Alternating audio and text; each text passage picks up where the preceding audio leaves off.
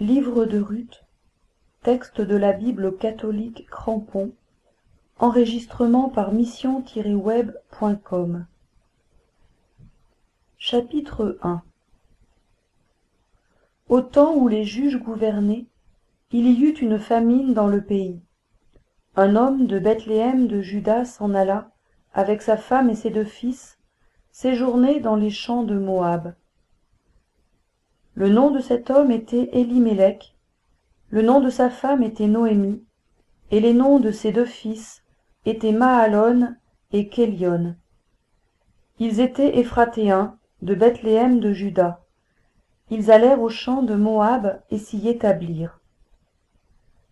Élimélec, mari de Noémie, mourut, et elle resta seule avec ses 2 fils.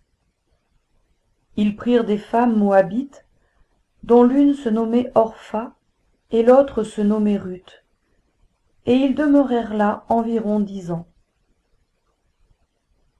Mahalon et Kélion moururent aussi tous 2, et la femme resta privée de ses 2 fils et de son mari.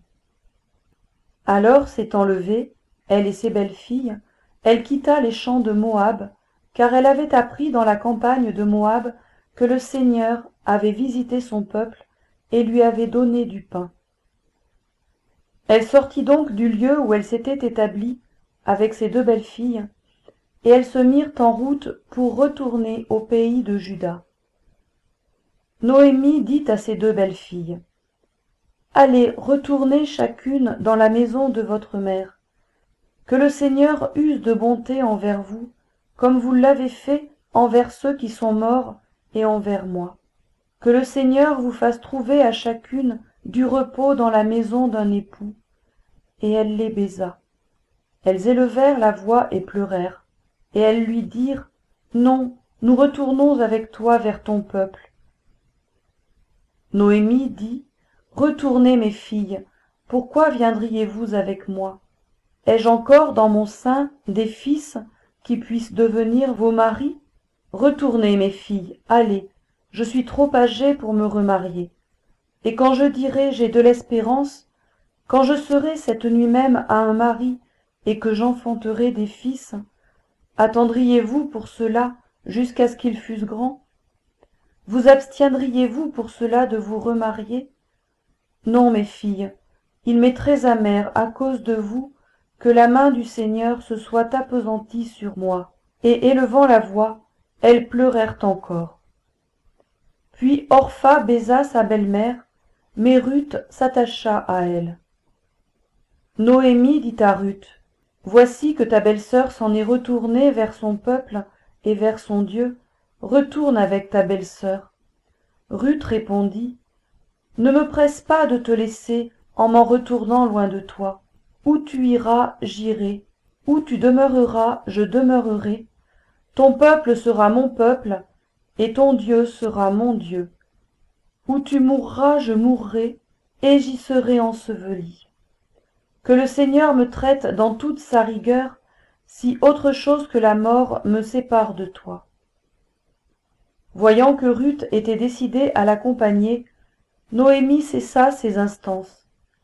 Elles s'en allèrent toutes 2 jusqu'à ce qu'elles arrivassent à Bethléem.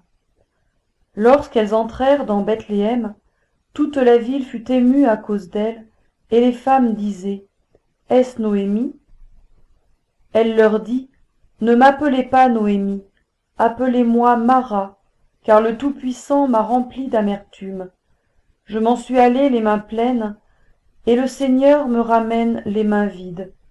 Pourquoi m'appelleriez-vous Noémie, après que le Seigneur a témoigné contre moi, et que le Tout-Puissant m'a affligée? » C'est ainsi que Noémie revint, et avec elle sa belle-fille Ruth la Moabite, qui était arrivée des champs de Moab. Elles arrivèrent à Bethléem au commencement de la moisson des orges. Chapitre 2. Noémie avait un parent du côté de son mari.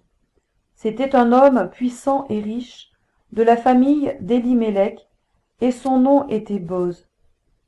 Ruth la Moabite dit à Noémie, « Je voudrais bien aller aux champs, glaner des épis, derrière celui aux yeux duquel j'aurais trouvé grâce. Elle lui répondit, va, ma fille. Ruth s'en alla et vint glaner dans un champ derrière les moissonneurs. Et il se rencontra qu'elle arriva dans la pièce de terre qui appartenait à Boz, qui était de la famille d'Élimélec. Et voilà que Boz vint de Bethléem, et il dit aux moissonneurs, le Seigneur soit avec vous. Ils lui répondirent, le Seigneur te bénisse. Et Boz dit à son serviteur, établi sur les moissonneurs, à qui est cette jeune fille?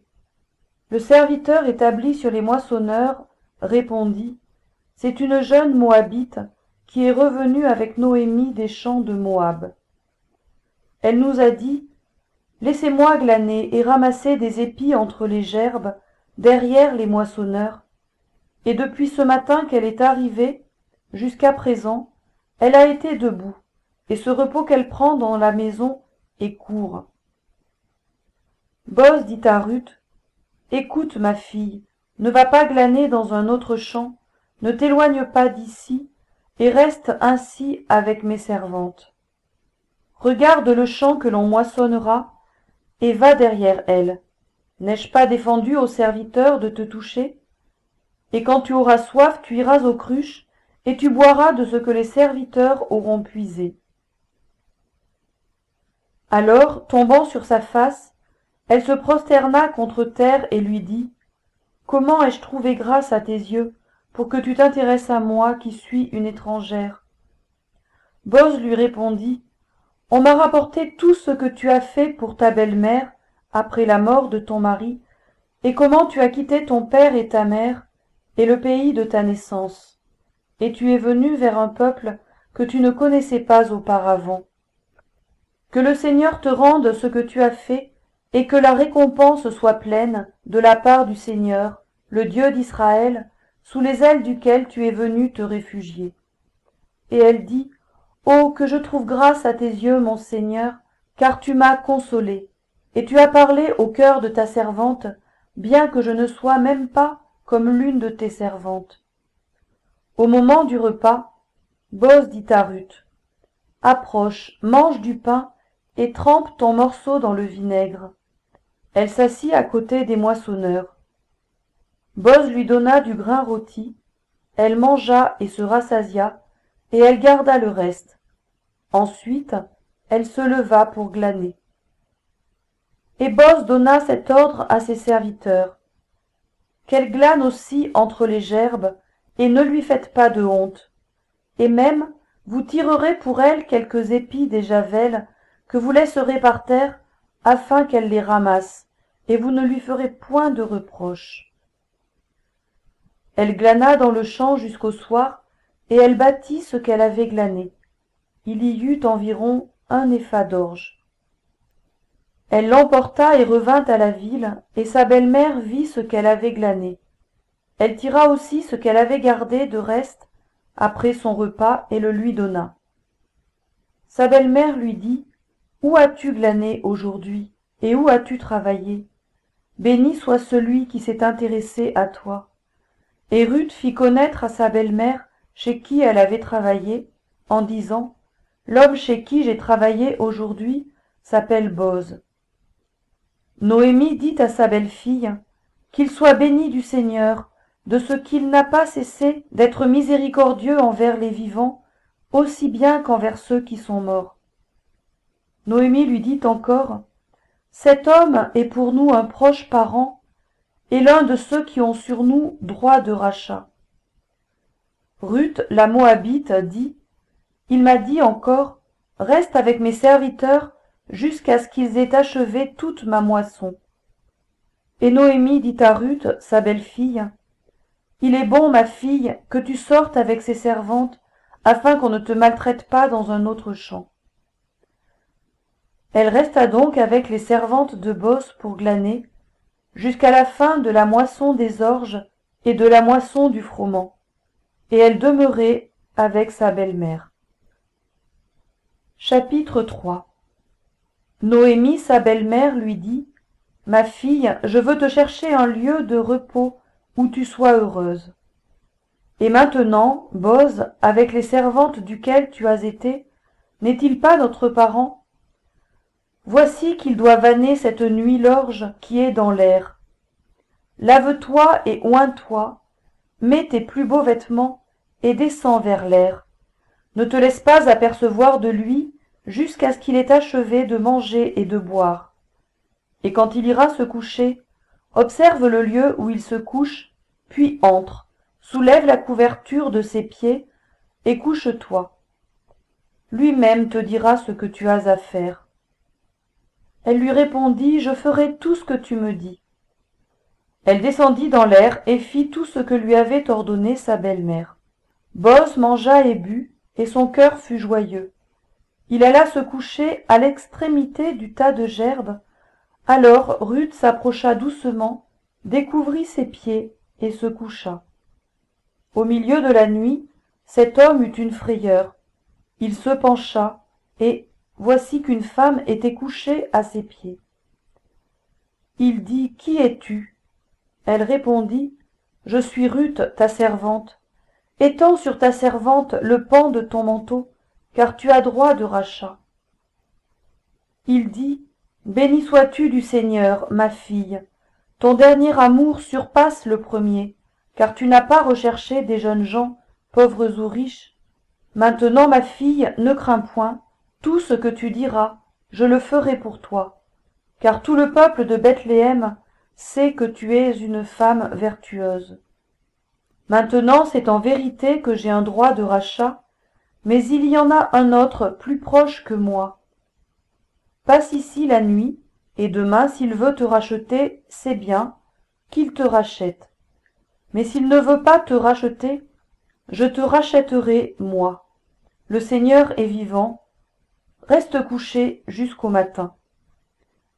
Elle resta donc couchée à ses pieds jusqu'au matin, et elle se leva avant qu'un homme pût en reconnaître un autre. Boz dit, qu'on ne sache pas que cette femme est rentrée dans l'air. Et il ajouta, donne le manteau qui est sur toi et tiens-le. Elle le tint, et il mesura 6 mesures d'orge qu'il chargea sur elle, puis il rentra dans la ville. Ruth étant revenue auprès de sa belle-mère, Noémie lui dit, qu'as-tu fait, ma fille? Ruth lui raconta tout ce que cet homme avait fait pour elle. Il m'a donné, ajouta-t-elle, ces 6 mesures d'orge en me disant, tu ne retourneras pas les mains vides chez ta belle-mère. Et Noémie dit, reste ici, ma fille, jusqu'à ce que tu saches comment finira l'affaire, car cet homme ne se donnera point de repos qu'il n'ait terminé cette affaire aujourd'hui. Chapitre 4. Boz monta à la porte de la ville et s'y assit. Or voici que celui qui avait droit de rachat et dont Boz avait parlé vint à passer. Il lui dit, arrête-toi, assieds-toi ici, toi un tel. Cet homme s'arrêta et s'assit. Alors Boz prit 10 hommes parmi les anciens de la ville, et il dit, asseyez-vous ici. Et ils s'assirent. Il dit à celui qui avait le droit de rachat, la portion de champ qui appartenait à notre frère Élimélec a été vendue par Noémie qui est revenue des champs de Moab. Et j'ai dit, je veux t'en informer et te dire, achète-la en présence de ceux qui siègent ici et en présence des anciens de mon peuple. Si tu veux racheter, rachète. Si tu ne veux pas, déclare-le-moi, afin que je le sache. Car il n'y a personne avant toi qui ait le droit de rachat, moi je viens après toi. Il répondit, je rachèterai. Et Boz dit, le jour où tu acquerras le champ de la main de Noémie, tu l'acquerras en même temps de Ruth la Moabite, femme du défunt, pour faire revivre le nom du défunt dans son héritage. Celui qui avait le droit de rachat répondit, je ne puis pas le racheter pour mon compte, de peur de détruire mon propre héritage. Fais usage de mon droit de rachat, car je ne puis racheter. C'était autrefois la coutume en Israël, en cas de rachat et d'échange, pour valider toute affaire, que l'homme ôta son soulier et le donna à l'autre, cela servait de témoignage en Israël. Celui qui avait le droit de rachat dit à Boz, acquiert pour ton compte, et il ôta son soulier. Et Boz dit aux anciens et à tout le peuple, vous êtes témoins aujourd'hui que j'ai acquis de la main de Noémie tout ce qui appartenait à Élimélec et tout ce qui appartenait à Kélion et à Mahalon, et que j'ai acquis en même temps pour femme Ruth la Moabite, femme de Mahalon, pour faire revivre le nom du défunt dans son héritage, afin que le nom du défunt ne soit pas retranché d'entre ses frères et de la porte de son lieu. Vous en êtes témoins à ce jour. Tout le peuple qui était à la porte et les anciens dirent, nous en sommes témoins. Que le Seigneur rende la femme qui entre dans ta maison semblable à Rachel et à Lia, qui toutes deux ont bâti la maison d'Israël. Sois fort dans Ephrata et fais-toi un nom dans Bethléem. Puisse ta maison être semblable à la maison de Pharès, que Tamar enfanta à Juda, par la postérité que le Seigneur te donnera de cette jeune femme. Boz prit Ruth, et elle fut sa femme, et il alla vers elle. Le Seigneur donna à Ruth de concevoir, et elle enfanta un fils. Les femmes dirent à Noémie, béni soit le Seigneur qui ne t'a point laissé manquer aujourd'hui d'un Rédempteur. Que son nom devienne célèbre en Israël. Il restaurera ton âme et sera le soutien de ta vieillesse. Car ta belle-fille qui t'aime l'a enfantée, elle qui vaut mieux pour toi que 7 fils. Noémie prit l'enfant, le mit sur son sein, et elle lui servit de nourrice. Les voisines lui donnèrent un nom, en disant, un fils est né à Noémie, et elles l'appelèrent Obed. Ce fut le père d'Isaïe, père de David. Voici la postérité de Pharès. Pharès engendra Esron, Esron engendra Aram, Aram engendra Aminadab, Aminadab engendra Naasson, Naasson engendra Salmon, Salmon engendra Boz, Boz engendra Obed, Obed engendra Isaïe, Isaïe engendra David.